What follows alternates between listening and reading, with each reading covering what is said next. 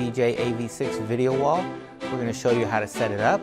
And some of the applications of video walls, as you may well know now, they are incorporated into most events. If you're at a concert or maybe at a church or a corporate event, video walls are a big part of lighting now, part of the big stage setups that you'll see. And ADJ AV6 fits right in. It's at a very affordable price, available at full compass. And we're going to go ahead and show you how easy it is to run content, whether it comes from a computer or from a camera. And we're going to show you how easy it is to set up here at full compass. As you can imagine, there are many applications for a video wall, whether it's a permanent install or maybe a portable rig. As you can see behind me, we have some crank up stands, heavy duty, and we also have a section of truss here. So the way we're going to set it up today is if you were going to be using it in a portable manner. We're going to be doing an 8-panel system. Once again, the video walls are modular, so you can create really big video walls, or you can do something very small, depending on your application. But here we have a 10-foot section of truss, and this is an I-beam, or a flat piece of truss. You can also use square trussing or triangle truss, or even a single pipe if it's not a very large video wall. We're also going to be using our I-clamps here, and then we're going to be using some shackles. And then we have our AV6 rigging bar. And this rigging bar contains up to 20 panels vertically. We also have our flight case here, which is holding 8 of our panels. So our whole video wall system is right here in this case. We have 8 panels, we have 4 rigging bars, and here we have our I-clamp truss and our stands where one person could actually do this by themselves, but we always recommend that you have a second person to help you out. That way you can line up the pixels and you can have 2 people cranking at the same time. Most likely you're going to be using bigger video walls, maybe 12, 15, 24 panels. So you definitely need somebody that's going to help you set up this video wall. So we're going to set up this video wall right now. We have Don here, he's going to help me out. And like I said earlier, we want to make sure that the pixels are lined up. So you definitely want to have somebody to help you assemble this wall. Here we're going to hang our rigging bar.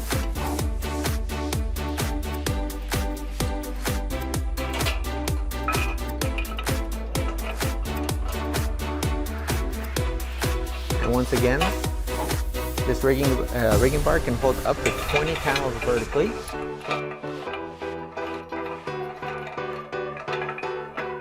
There we go. Now we're going to get our AV6 panels. Once again, we have 8 panels here in a case. And you definitely want to be very careful when you're handling the video walls. You don't want to set them down on the ground where maybe one of the corners might get damaged.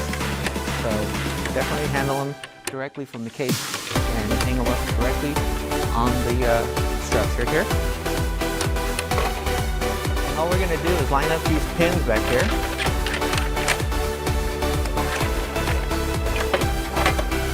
Line this up. There we go. And we're going to tighten that.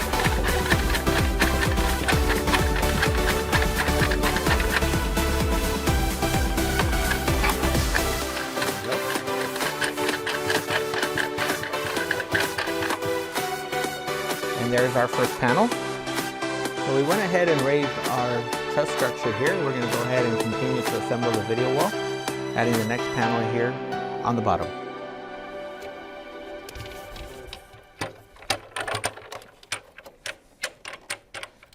And all we do is line up the pins. They lock into place. Here we have our pins in the back. We're going to go ahead and tighten it. And as you can see, it is very easy to assemble 2 panels, and we're going to go ahead and continue to assemble the video wall doing the same process.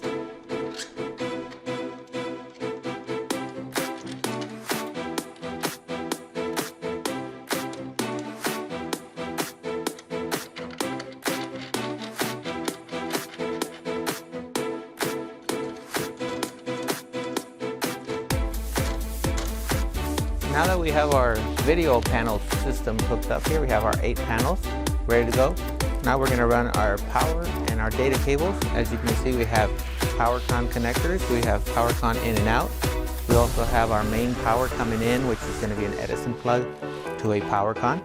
And then we also have our EtherCon cables, which are RJ45 Cat6 cables. And basically these are what run the data from panel to panel. These are our data cables. So we're going to go ahead and go in the back of the wall here, and we're going to start setting it up. So first of all, we're going to connect our power connection. And as you can see, we have power in. We're actually going to run 2 circuits on this wall. We recommend that you run 6 panels on this 15 amp circuit. Anything more than that, you should run separate circuits. Here we have our power in. The panel has a power out. So we're going to go ahead and keep connecting our power using our power con connectors.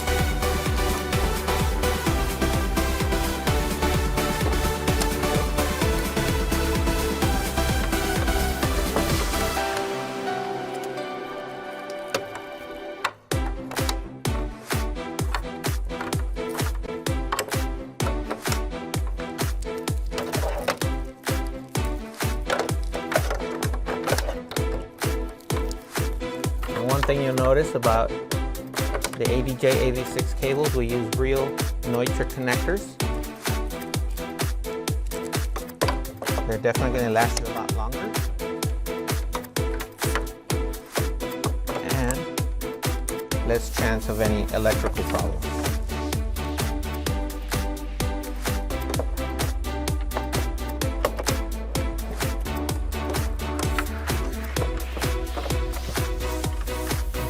Go. These panels are pulling about 150 on average. That's watts per panel. The maximum is 200 watts, and that would be at full on. So here we go. We have all our power all ready to go. We have power to all of our panels. Now we're going to run our data link cables. Actually, I'm going to go ahead and connect my main line that's coming from my computer. And this is going to be your longer cable, maybe 25, 50 feet, even up to 100 feet if you need to. And once again, it's got the EtherCon connectors with an RJ45 jack.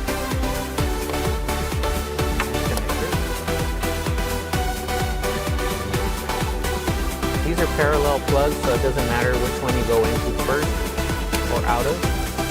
The one thing you do want to keep in mind is the way you run your cables. We are going to start from the upper left-hand side, looking at the wall from behind, and we're going to run across, down, and then back across. And that's very important when we do our configuration, which is going to be our next step.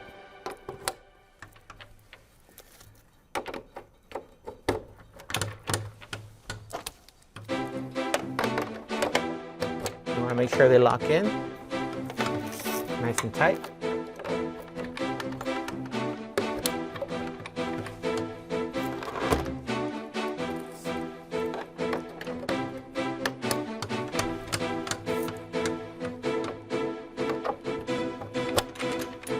And you can run data cables in any direction, up and down, across.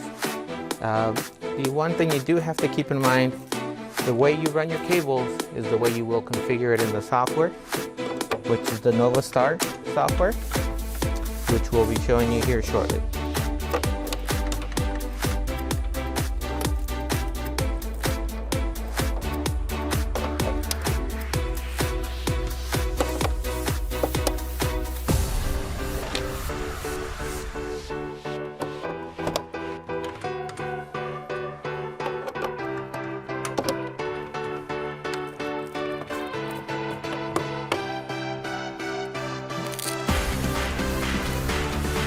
Okay, so we have our power and our data all connected. We're going to go ahead and go to the software, and we're going to configure the video wall. Once again, we're keeping in mind that our first panel is on that's connected is on the upper left-hand side, looking at it from the rear. And we want to cross, down, and then back across. Okay, now we have our video wall set up. We have power and we have data connected. And here we have our computer that's going to run our content. We're running Media Master Express. And to configure the video wall, we're going to use a software called Novastar LCP, and that's a PC-based software. That's why we're using this computer right here. Here we have our MCTRL 300 processor. The processor is what runs the video wall. It receives the video signal and sends the information from here to the panels, and that's how we're able to control the panels. Once again, here's our processor, our Novastar software, and Media Master Express, which is what we're going to be using to run content. So here we have our MCTRL 300 processor. As you can see, it has two outputs, and we are connected to output 1, which is very important. This is our main data line going from here to the video wall. Here we have a USB connection, and this is connected to the PC, so we can run the Novastar software, and that's how we're going to be able to communicate with the processor to configure the wall. Here we have a DVI input. This is where the content is coming from, whether it's a PC or a Mac. And in our case, we're using our Mac, and I'm coming out HDMI from my Mac to DVI directly into the processor. These connections here are to cascade this processor with other processors, but we're not going to be using it. There are other ways of cascading these processors with a splitter, a video signal splitter. But in this case, for now, we're only going to run one processor, and one processor is actually very strong. It can run up to 175 panels. So now we're going to configure the video wall using the Novastar software. And we already went ahead and launched the software, as you'll see here. First thing you want to do is you want to log in. So the password is admin. And now that we've turned on the processor, you'll see that all these icons showed up right here. And you see no screen to config. Maybe you have a bad connection somewhere, it's not detecting the video wall. So now that we see that our video wall is connected, our processor is on, we have our USB cable connected to the PC, we have our video signal connected to the processor. We're going to go ahead and configure the processor by going into the Screen Config tab. On this selection here, you'll see it says COM3. That's basically the USB that we are using. We don't need to do anything here. We'll go to the next tab, which will open up a new window. This is our sending board. This is where we set our resolution. And the resolution we have currently is 1440 by 900. But this can be adjusted depending on the output that you're going to be using on your computer. Right now we're just going to use something basic, maybe 1280 by 768 for this video wall. You want to match the resolution from the computer that you're using for content so it matches the processor, and this is where you would do that. Once you set it up, you want to make sure you hit save. It saves the information, sending it to the hardware, which is the processor right here. Once it's complete, I just want to note this is our scan board tab. You definitely do not want to move anything in this tab. Do not touch anything. Do not reset anything if you are not a professional and you don't know what this tab can do for you. Once you start changing these values and parameters, it sends the wrong information to the panel, and you could lose control or content to your video wall. So definitely stay out of this tab unless instructed to do so by a professional service organization. So I'm going to go ahead and close this. And the next tab is our screen connection. This is where we're going to configure the video wall. And this is a simple screen. We want to go to standard screen. Click on that. We're going to set our location at 0, 0. And then we're going to set on our video wall, we're using 4 panels across, 2 panels down, and you'll see there's 8 panels right here. Our port index is 1. Scan board size should read 96. The 86 panels are 96 pixels across, 96 pixels down, and we want to apply to port. That's very important. And once again, we're sending our information to port 1, and port 1 is the one that we are using on our processor. If you're coming out of port 2, then you would select port 2. So now that we have that information set, we're going to run our cable configuration. Now if you remember, I'm going to reset that. The first panel that we connected was the upper right hand side, and we went across to the left, then down, and across. Keep in mind you want to configure it if you were looking at it from the front. Okay, so we set it up to where this was our first panel.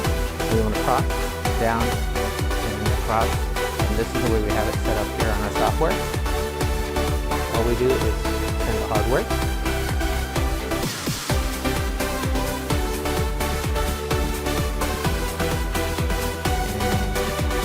Save.